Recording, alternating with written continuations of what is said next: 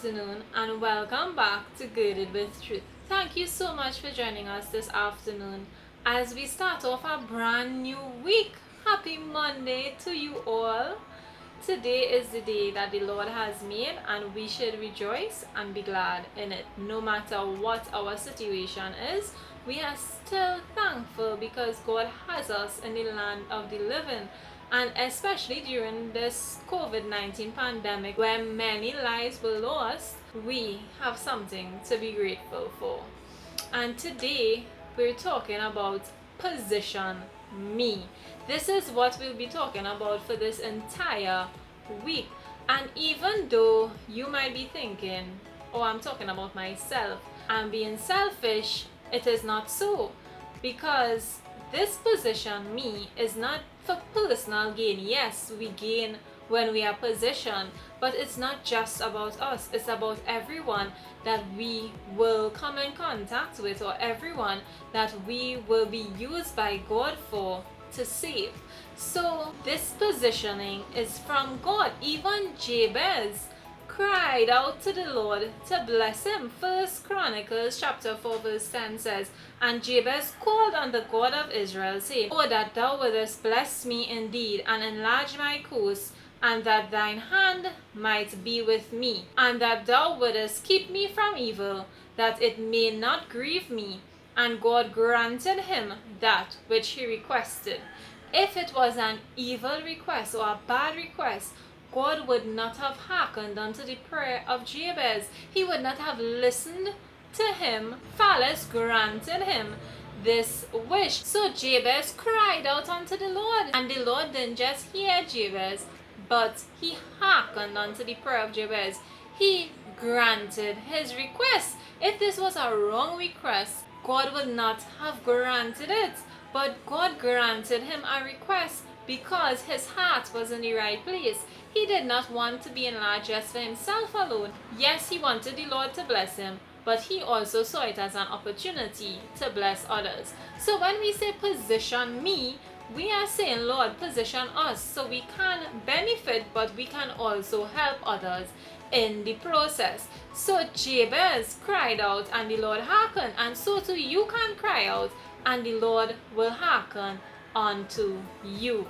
We cannot dwell in poverty but want to help people. We cannot be drowning but want to save others. So we have to be blessed first before we can be a blessing to someone else. So when we ask the Lord to position us, it's not so we can gain only, but so that we can be a blessing to others. So we can come into alignment with His will to bless us, to multiply us, to enlarge us, and so that we can help others. This is part of submitting to the will of God. And a very submitted man in the Bible was David. And in Psalm chapter 40 verses 1 to 3, he said, "I waited patiently for the Lord, and he inclined unto me and heard my cry. He brought me up also out of an horrible pit, out of the miry clay, and set my feet upon a rock, and established my goings. And he put a new song in my mouth, even praise unto our God. Many shall see it, and fear, and shall trust in the Lord." So David waited patiently on the Lord. So Jabez made his request known, but other than making your request known, there's a waiting that needs to take place. And David said that he cried out unto the Lord, but he waited patiently. And when he waited patiently, the Lord heard his cry. And today we're talking about being snatched. And David, because he waited patiently, the Lord snatched him out of the miry clay. He brought him out of the horrible pit and planted him and established him. He became his rock when he needed one.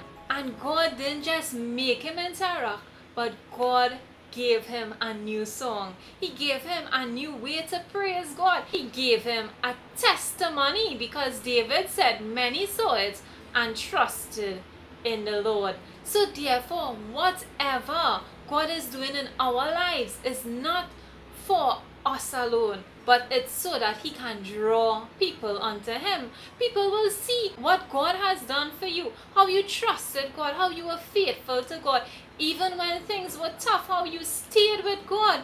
And they will have to admit that only God could have done this for you. And through your life, others will be saved. So when God positions you, he doesn't position you just for you. He doesn't position me just for me. He positions me so that souls can be saved and so that men can be drawn unto him.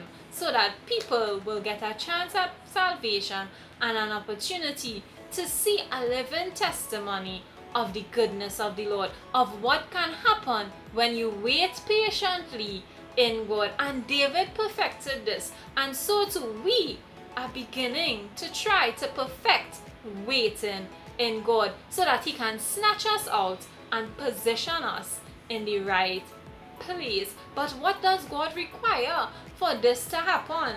Is it just about making our requests known? Is it just about waiting patiently? Or is that part of a bigger picture? I submit to you that it is part of the process that God needs us to pass through to enter into our next, to be faithful in, so that he can get what is required from us and he can position me. Psalm chapter 40 verses 6 to 8 says, "Sacrifice and offering thou didst not desire, mine ears hast thou opened. Burnt offering and sin offering hast thou not required. Then said I, Lo, I come, in the volume of the book it is written of me. I delight to do thy will, O my God. Yea, thy law is within mine heart." So here David is saying, it's God don't want your sacrifices, he don't want your burnt offering. It's not that he don't want it, he don't need it. God is not waiting for you to sacrifice or waiting for you to give him an offering in order to live, in order to survive, in order to breathe. No, it is about the principle of the matter. Because as you give tithes, as you give offering, as you walk the path God wants you to walk, it is about that submission. It is about coming in alignment with the will of God for your life. So God requires you to line up with his will, and these principles, these laws, these statutes that God has given to you to abide by is going to bring you into a place of obedience, and it is going to lead you into submitting under his will. So God snatches you out, but he also requires of you. If you say, Lord, I submit to your will, it's the entire will you submit to. You don't get to just suffer with God and survive and not thrive with him and reign with him. No, he is not that type of God. He wants to give you all of it. He doesn't just want you to suffer, but he wants you to reign. And sometimes when we dwell in the suffering a little while or a long while, we forget how to reign. We forget how to thrive. We forget how to be positioned by God. But God is ready to snatch us out and position us and place us among princes and kings. He promised us more. He promised us abundance. He promised us excellence. And so he's ready to deliver us. So we have to receive it and walk in the deliverance. 1 Samuel chapter 2 verses 4 to 10 says, "The bows of the mighty men are broken, and they that stumbled are girded with strength. They that were full have hired out themselves for bread, and they that were hungry cease, so that the barren hath borne 7, and she that hath many children waxed feeble.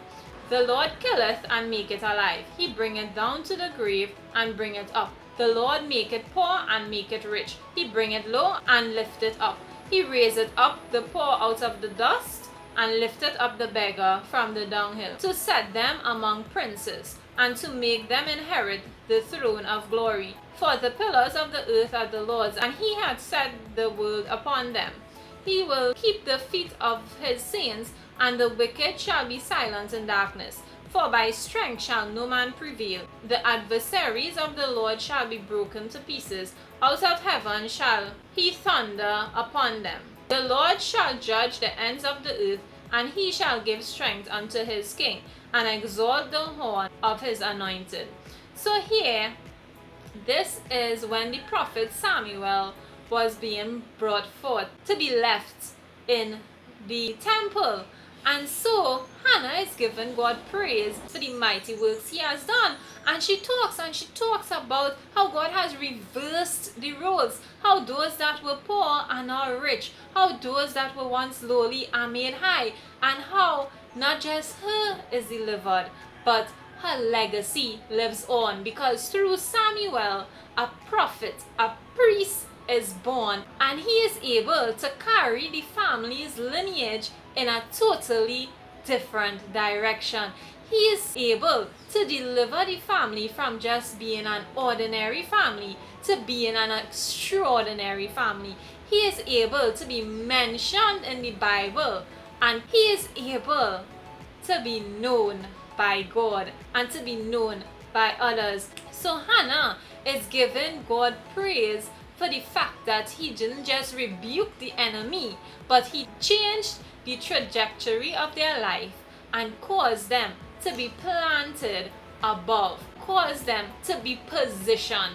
So God didn't just position Hannah by opening her barren womb, but he positioned Samuel so that there was a change in Israel, and so that generations to come would profit from what was taking place here. What a mighty God we serve. And Hannah was giving God praise and thanks for the mighty works that he had done. And she was thanking God not just for opening her womb, but for exalting Samuel, for anointing him, for selecting him for such a worthy and mighty work. So Hannah was really thanking God for positioning her, for snatching her, but not just snatching her, but snatching her family, for snatching her generations to come, and for positioning them in the right place, in the right time, with the right opportunities. What a mighty God we serve, that he would continue to not just lead us, guide us, and direct us, but change our lives completely, that we will now be counted worthy of something. And it's not just about the position, but it's about the heart he now creates in us. Psalm chapter 113 verses 5 to 9 says, "Who is like unto the Lord our God, who dwelleth on high, who humbleth himself to behold the things that are in heaven and in the earth. He raiseth up the poor out of the dust, and lifteth the needy out of the dunghill, that he may set him with princes, even with the princes of his people. He maketh the barren woman to keep house, and to be a joyful mother of children. Praise ye the Lord." Who is like our God? He opens our barrenness, and this is not just for women only. This is for anyone who has to give birth to something, who has to start a dream, who has to start a business, who has to start a ministry, who has to start something, and they feel like they have writer's block. They feel like they can't get into their destiny. And God is saying today that he has the power to remove every obstacle, to change the trajectory of your life. But you have to call on him. You have to cry out to him. You have to make your request known, and then wait patiently while submitting to his will, and he would answer your cry. He would snatch you out. He would position you. So today, I'm telling you that God is ready to position me. He's ready to position you. But you have to cry out to him. You have to wait patiently.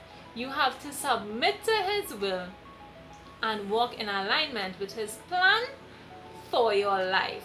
So today, I am telling you, God is ready to snatch you out. And we are talking about position me.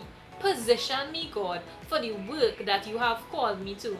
It's not just about the wealth and the increase and the abundance we will flow in terms of money and land and house and car, but it is for a change in our generations, a change in our lives. If you are not satisfied with how you are living today, God has the power to change it. Hannah did not cry out for a house, for land, for car, for any of that. Hannah cried out so that her barrenness would be no more, so that her womb would be open, so that there would be a change in her life and in her family to come, so that generations would be transformed. And so too, through your life, generations can be transformed. You simply have to submit and walk in the will of God. You have to make your request known and wait patiently for God, and He will come and snatch you out as He positions you for what comes next. Thank you so much for listening. Have a wonderful afternoon. Bye.